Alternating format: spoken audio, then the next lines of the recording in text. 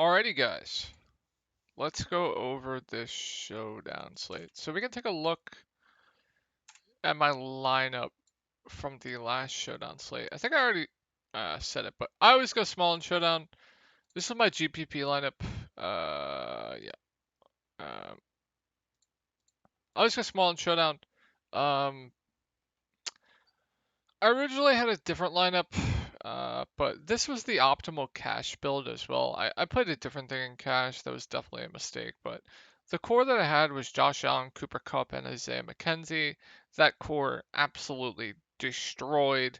And then I went to Stephon Diggs, Allen Robinson, and Ben Skowronek, however you say his name.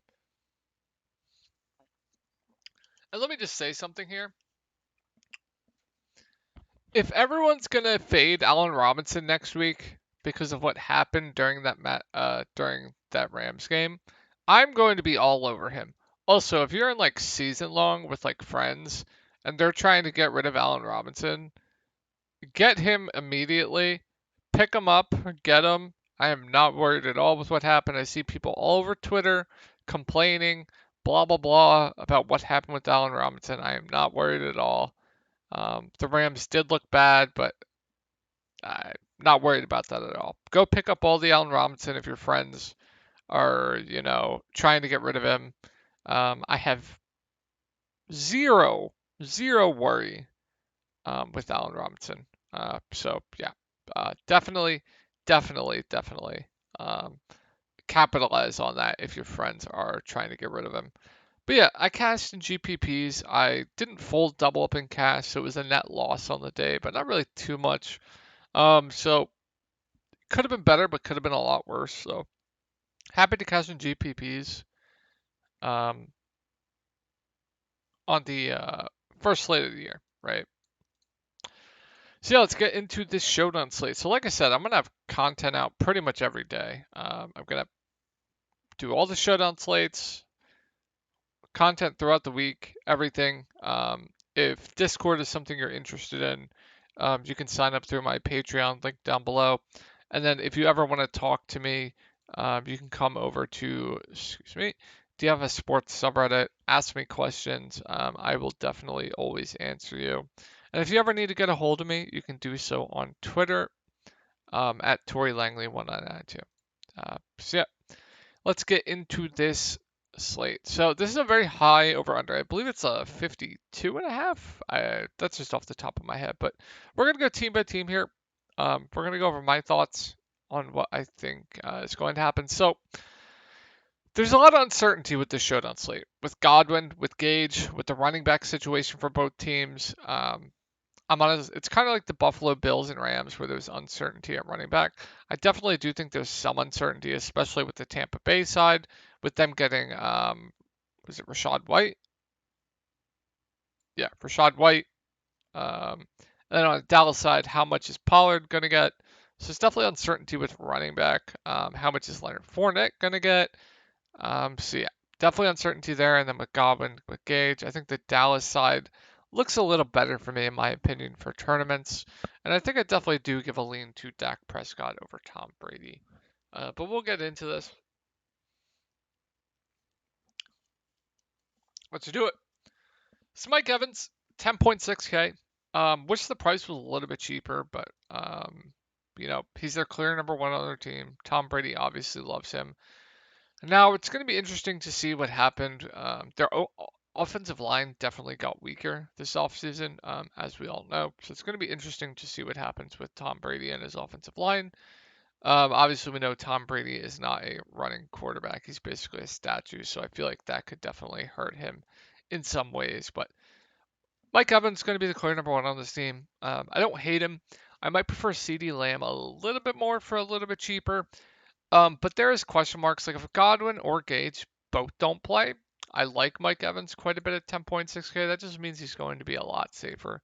Going to get peppered with targets. But if those two guys are in, Mike Evans still definitely does have a low floor, but we all know the ceiling is there for him. But I think he's firmly in play. I wish the price was a little bit cheaper, but I think there is some value on this slate to where you can definitely get him. Tom Brady, 10K. Like I said, I definitely do prefer Dak Prescott. Maybe a small lean to Dak Prescott just because Dak has a little, he can do some things with his legs. Tom Brady is completely reliant on throwing through the air and touchdown upside, but it's Tom Brady, right? Um, future Hall of Famer, obviously, one of the best quarterbacks in the league, if not the best. So yeah, no issue if you want to go Tom Brady. So here's my concern.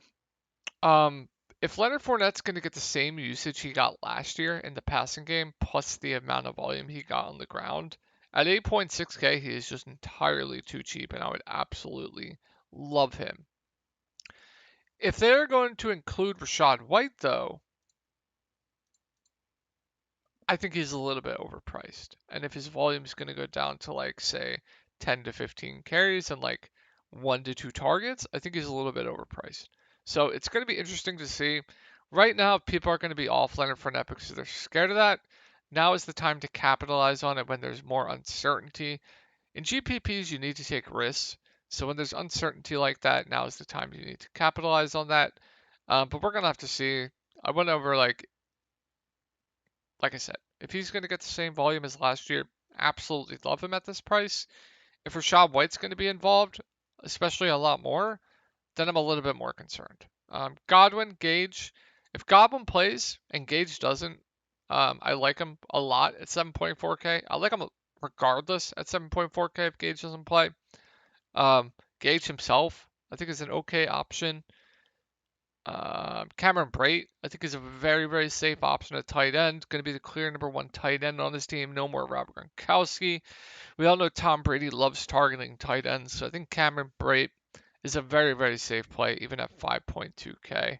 I do expect him to get a little bit of ownership. I haven't looked at ownership projections yet, but I think he's a pretty safe play. So let's look at the depth chart. Julio Jones is listed as the number 4 wide receiver. This is kind of like the thing with Jamison Crowder from Thursday night. Like, if you want to take a shot on Julio, if those two guys are in, be my guest. I don't know how he's going to be utilized, but if one or two of those guys are out, Julio Jones at 5K is definitely going to become a pretty good value play. Pretty high over under, so I'm probably not going to get to the defenses. Even though last game defense in the captain was optimal, but yeah, I'm probably going to stay away from the defenses in a high over under game. I definitely do expect both sides to be able to produce in this. Um, if you are going to go to a defense, you always want to go to the defense where um, going against the team that's going to be throwing the ball a lot more. So I definitely prefer the defense that is on the team that is projected to be down. When a team is throwing the ball a lot more, that gives the defense more opportunity for sacks, interceptions, forced fumbles, etc. So their ceiling is just much higher when a team is projected to throw the ball a lot more. So I prefer the underdog, the team that is going against the team that is going to be throwing the ball a lot more if you were to target a defense. Suck up, same thing with the kickers. Always going to be pretty good value plays, you know, especially in a high total game. Now, in a high total game, the chance for them to be optimal is lower than a little bit of a lower scoring game because all those position players are definitely going to acquire more fantasy points. But the floor and ceiling is there for the kickers. So I think both the kickers solid value plays. Kyle Rudolph, the red zone reindeer, going to be interested to see. Tampa Bay probably will do some two tight end sets. Kyle Rudolph mostly he'll be targeted in the red zone if they do that. So an interesting dart throw, but only for large field tournaments in my opinion. And then Rachaad White, if you think he's going to be utilized as like the third down back, the pass catching back, or a little bit more at 2.4K, I think he definitely stands out as a good value play. But there's definitely risk there. Like I said, if Leonard Fournette is going to get his same role from last year, then it's fringe. But if he's going to be like, involved in the passing game, getting like 4 targets game and like, I don't know, 5 carries game at 2.4K definitely makes for a good value play. So if those two guys are out, Gage, Gage and Godwin. Let's take a look at the depth chart. I think Scotty Miller is definitely going to be very into consideration. Tom Brady definitely likes to um, look at Scotty Miller pretty deep too, so the ceiling is definitely there. And I think Darden could definitely be involved as well. Both those guys are out, but I definitely would prefer Scotty Miller at 1.4K. I definitely think he would be a fine value play. Definitely do like that. So, um, CeeDee Lamb 10.4K. Like I said, if both the guys are in on the Tampa Bay side of things, I might prefer CeeDee Lamb just a little bit more, just because I prefer Dak Prescott over Tom Brady a little bit more, and I like to correlate my lineup. So if I'm going CeeDee, I'm definitely gonna have Dak in my lineup, most likely. So maybe just a small lean to CeeDee, and then a small lean to Mike Evans if those Tampa Bay guys are out. So yeah. No more Amari Cooper, so I expect CeeDee to just be peppered with targets. I expect the ceiling to be there as well. So definitely do like CeeDee. And I definitely do like Dak Prescott over Tom Brady. Dak Prescott can definitely get a touchdown with his legs, which definitely boosts his ceiling.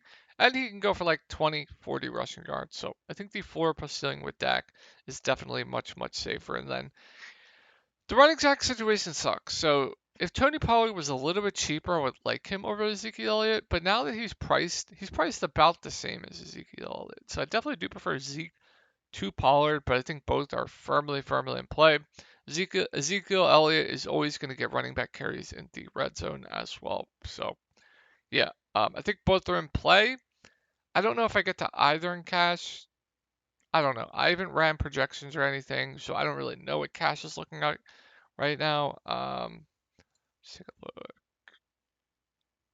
Okay. Dalton Schultz, 6.8K.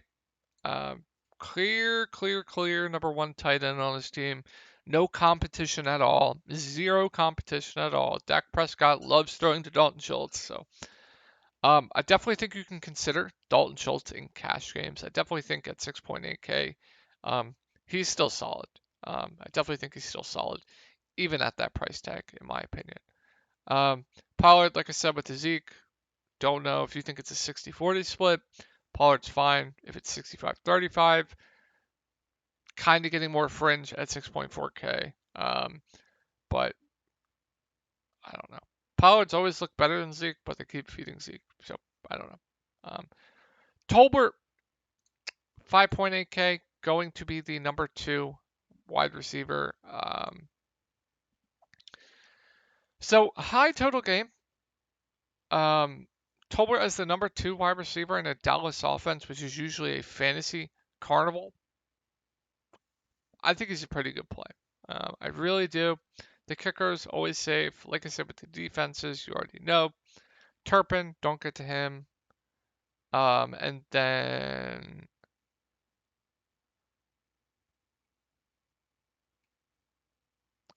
they are pretty thin at wide receiver, so let's take a look. I think Noah Brown is definitely interesting. Um, Probably wouldn't get to Turpin, but if I was taking a shot on a cheap wide receiver from Dallas, it would definitely be Noah Brown with how thin they are at wide receiver. So there definitely is some value on this slate and some potential value with the Tampa Bay side. We're just going to have to wait and see tomorrow. And then I'll update everything on um, Reddit and then in the Discord. So hope you guys had a good night. Ready for tomorrow. Talk to you guys later.